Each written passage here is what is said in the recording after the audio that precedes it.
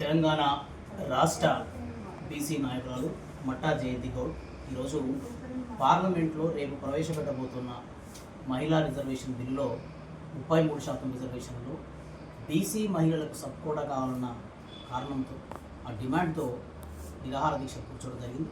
దానికి మేమందరం కూడా జాతీయ బీసీ సంక్షేమ సంఘం తరఫున మద్దతు తెలుపుతూ కార్యక్రమానికి రావడం జరిగింది.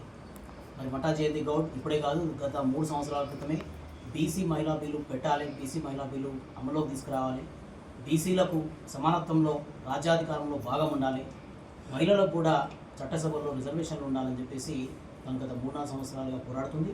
ఆ పోరాటంలో భాగంగానే తన తెలంగాణలో మొట్టమొదటిసారిగా ఎన్నోసార్లు దీక్షలు, ధర్నాలు, అలాగే ఢిల్లీ కార్యక్రమాలు కూడా నిర్వహించింది. మరి అలాంటి పరిస్థితుల్లో రేపు చారిత్రాత్మకమైన మహిళా బిల్లును పార్లమెంట్లో పెడుతున్న సందర్భంగా మరి దాంట్లో బీసీ మహిళలకు సపోర్ట్ లేకుండా పెట్టడం అనేది అది సమానత్వం కాదు, ఏ రకంగా కూడా సామాజిక న్యాయం కాదన్న విషయాన్ని మేము ఈ వేదిక ద్వారా తెలియజేస్తున్నాం. ఎప్పుడైనా సరే ఖచ్చితంగా చట్టసభల్లో బీసీలకు రిజర్వేషన్లు అనే బిల్లును ఆమోదంతో, తర్వాత చట్టసభల్లో రిజర్వేషన్ల బిల్లులో, మహిళా బిల్లులో కూడా సపోర్ట్ కల్పిస్తేనే ఈ దేశంలో సామాజిక న్యాయం అనేది నిలబడుతుంది. మరి గౌరవ నరేంద్ర మోడీ గారు ఇన్ని సంవత్సరాల తర్వాత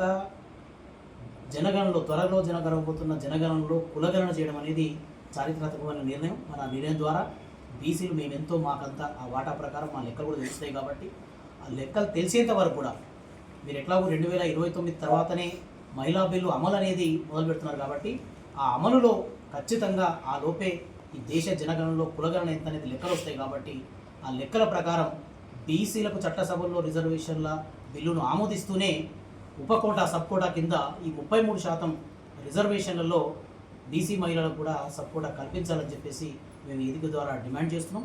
అలాగే రాష్ట్ర వ్యాప్తంగా కూడా మహిళలు ఈ విషయం మీద ఉద్యమించాలని, మట్టా జయంతి గౌడ్ గారిని ఆదర్శంగా తీసుకొని రాష్ట్ర వ్యాప్తంగా ఉన్న మహిళా సంఘాలు, ఉద్యమ సంఘాలు, మహిళలు ముందుకు రావాలని చెప్పి, పోరాడితే పోయేది ఏం లేదు, బానిస సంఖ్యలో తప్ప, పోరాడితే మనం గొంతెత్తితే తప్ప మన గొంతు దేశానికి, రాష్ట్రం నుంచి దేశానికి, దేశ ప్రధానికి కూడా వినిపించే లెవెల్లో మనం ఉద్యమాలు చేస్తే ఖచ్చితంగా మనం కలలుగానే మనకు రావాల్సిన న్యాయపరమైన డిమాండ్ మనం ఎంతో మనకంత దిశగా మహిళా బిల్లు అయితేనేమి, చట్టసభలో రిజర్వేషన్లు అయితేనేమి, ఇలాంటి పోరాటాల ద్వారానే మనం సాధించుకోవాలని, మట్టా జయంతి గారి ఆరోగ్యానికి ఎలాంటి హాని జరిగినా ఇది పెద్ద ఉద్యమంగా మారిపోతుంది, ప్రభుత్వం దీనిపైన దృష్టి పెట్టాలని చెప్పేసి మా మద్దతు పూర్తిగా ఉంటుందని చెప్పి తెలియజేస్తూ సెలవు తీసుకుంటాం.